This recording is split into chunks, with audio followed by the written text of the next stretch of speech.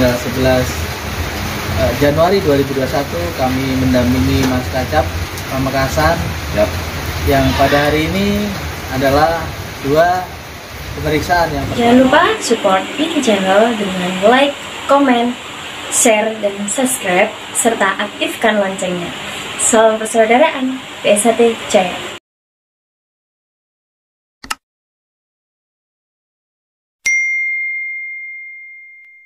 Assalamualaikum warahmatullahi wabarakatuh.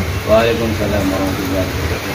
Salam sejahtera, salam persaudaraan PSHT Jaya.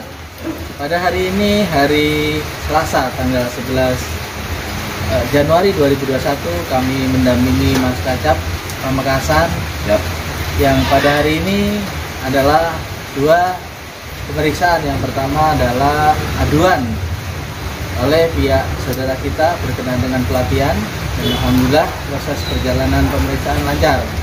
Begitu juga dilanjutkan pemeriksaan atas laporan kita berkenaan adanya persekusi, intimidasi, perbuatan yang tidak mencerminkan budi luhur. Dan alhamdulillah saat ini pun juga telah diperiksa oleh penyidik Polres Pamekasan. Mudah-mudahan kegiatan ini sebagai motivasi pada saudara kita dimanapun berada, tetap berlatih dan berlatih, tetap mencerminkan kehidupan berbangsa yang baik, dan untuk selalu taat hukum.